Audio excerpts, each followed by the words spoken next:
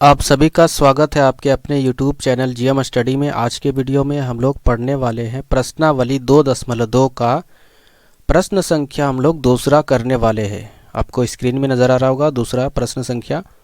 एक द्विघात बहुपद ज्ञात कीजिए जिसके शून्यकों के योग तथा गुणनफल क्रमशः दी गई संख्याएं हैं। ठीक है, इस प्रश्न को ध्यान से समझते हैं पढ़कर दोबारे। यहाँ पर प्रश्न में दिया हुआ है कि एक द्विघात बहुपद ज्ञात कीजिए।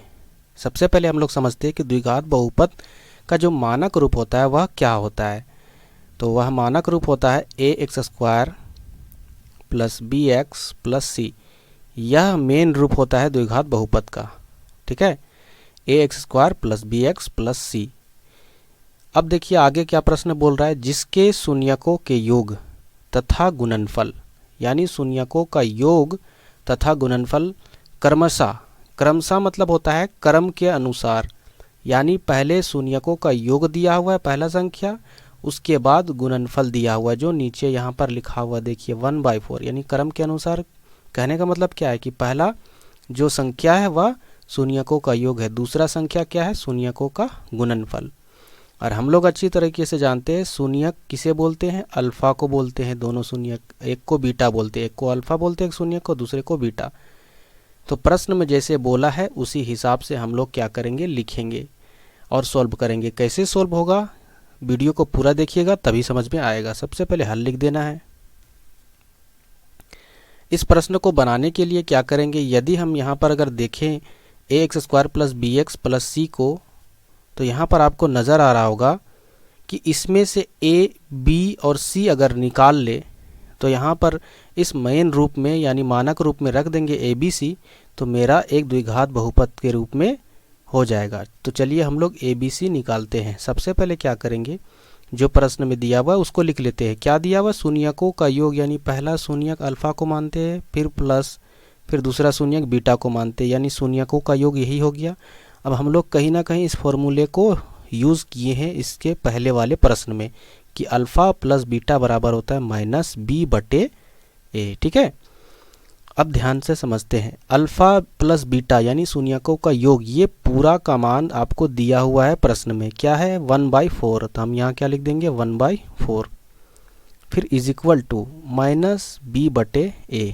ठीक है, इसके बाद क्या करना है ध्यान से समझिएगा। दूसरा चीज़ दिया हुआ है शून्यकों का गुणनफल, यानी अल्फ़ा इंटू बीटा।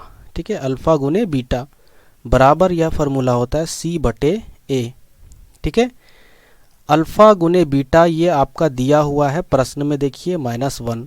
हम यहाँ पर नीचे लिख सकते हैं -1 बराबर c/a।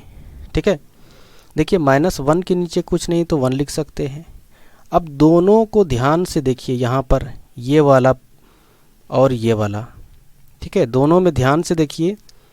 ए क्या है यहाँ पर अगर कंपेयर किया जाए ऊपर वाला ऊपर वाले के से, यानी दोनों भिन्नों के हर और अंश के साथ कंपेयर किया जाए तो ए के बराबर आपको 4 नज़र आ रहा है, यहाँ पर ए के बराबर 1 नज़र आ रहा है।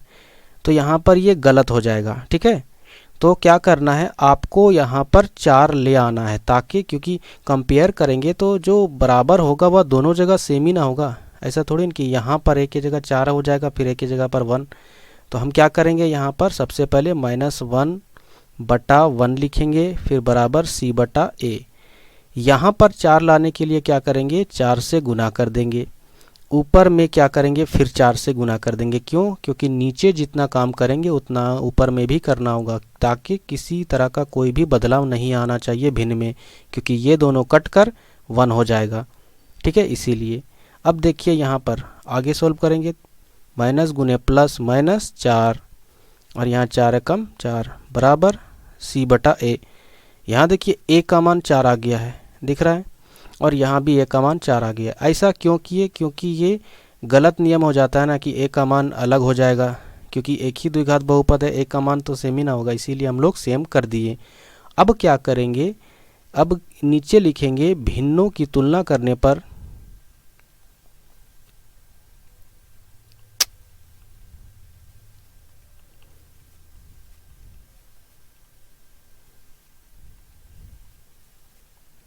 भिन्नों की तुलना करने पर,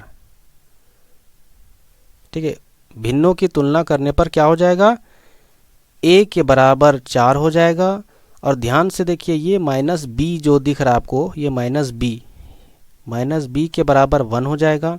ठीक है, तो यहाँ पर यदि हम सिर्फ b का मान निकालेंगे तो इधर माइनस वाला टर्म को इधर भेज देंगे तो माइनस से इधर आ जाएगा -1, तो ये प्लस वाला 1 माइनस में बदल जाएगा। ठीक है, क्योंकि माइनस को हम इधर कर दिए।